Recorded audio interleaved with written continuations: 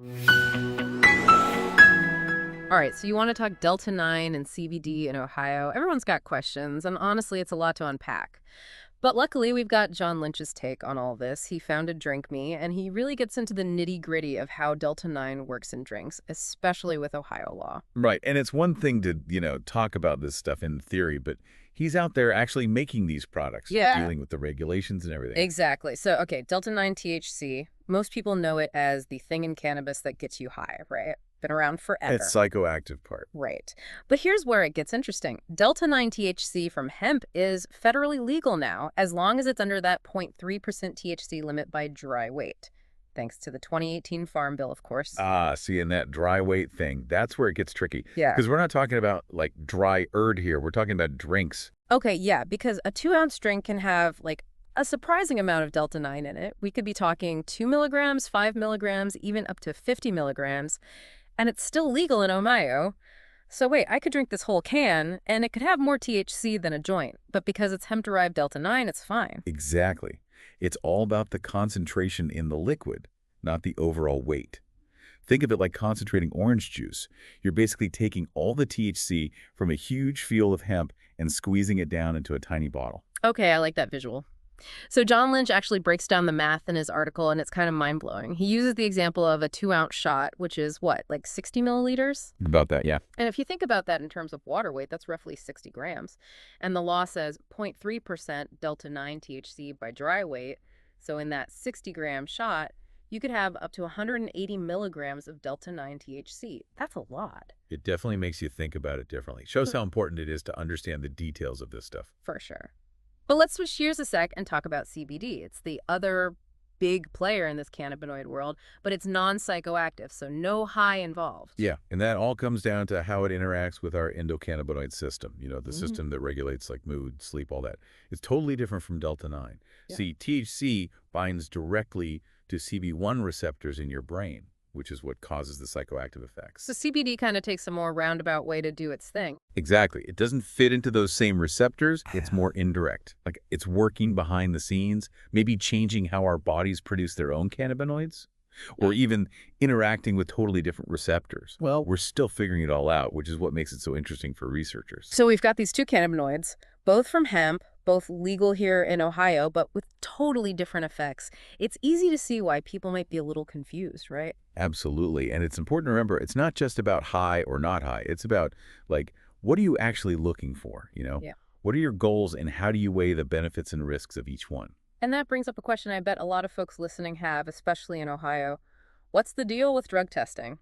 Like, if I'm thinking about trying these Delta 9 drinks, is that going to show up? Yeah, that's a big one. And that's where the difference in how Delta 9 and CBD work in your body really matters. Because even though it's hemp-derived, Delta 9 THC will show up on a drug test. Really? Yeah, those tests look for THC metabolites, which your body makes when you consume THC. Doesn't matter if it's from hemp or marijuana, it's still going to leave those traces. So even if it's legal in Ohio, you could still, lose your job or something because of a positive test? It's definitely a risk people need to be aware of. The laws are changing, but a lot of workplaces, schools, they haven't quite caught up yet. Wow, okay, that's important to know. So what about CBD? Does that show up? Generally, no, CBD won't cause you to fail a drug test. But, and this is important, there can be trace amounts of THC in some CBD products, especially full-spectrum CBD, the kind that has all those other hemp compounds. It might still have a tiny bit of THC in it. Oh, wow. So even if you're being careful, there's still a chance. It's a slim chance, but Right. yeah, it's possible. That's why it's super important to buy from companies that do third-party lab testing. That way you can see exactly what's in the product, how much THC, all that. So third-party testing, that's like the gold standard, Yeah, right? exactly. Think of it like buying medicine. Right, you want to know what you're getting. Exactly. So we've talked about the legal stuff in Ohio, the science behind these cannabinoids, and the whole drug testing thing. That's a lot to process. It is, and it really highlights how there's no right answer for everyone when it comes to Delta 9 versus CBD. It's all about figuring out what works best for you. Which is something John Lynch talks about a lot in his article, right? Yeah, he's a big advocate for informed choice, knowing your own body and all that. And one of his big things is starting low and slow. It's like you don't want to overdo it right out of the gate. Exactly. Start small, see how you feel, and go from there. Makes sense.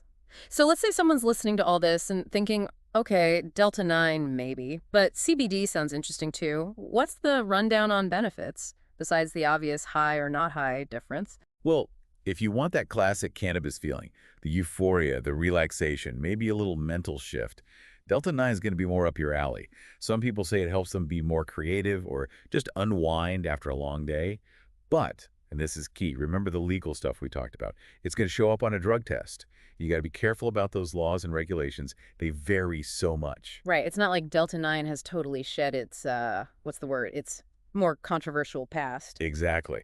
On the flip side, if you're interested in the potential health benefits of cannabinoids, but you don't want the high, CBD is a good bet. Hmm. There's more and more research coming out about how it could help with all sorts of things, anxiety, sleep problems, even chronic pain. Yeah, it seems like every day there's a new CBD study making headlines. It's really remarkable. We're just starting to understand how this plant works in our bodies, all these possibilities for wellness. It really feels like we're at the edge of something big, you know? Absolutely. And you know what's really fascinating to me? How all of this connects back to the endocannabinoid system. We've only known about it for, what, a few decades? Yeah. And it's involved in so many crucial bodily functions. It's like this master control system that we're just beginning to decode. That's a great point. It's not just about these two compounds, it's about how they work within this whole complex system in our bodies. Exactly. And honestly, I think that's the perfect thing for our listeners to take away from this. Keep exploring, do your research on the endocannabinoid system, check out different cannabinoids, and most importantly, keep asking questions. Couldn't have said it better myself. Stay curious, folks, because when it comes to cannabinoids, there's always something new to discover. Thanks for joining us on this deep dive.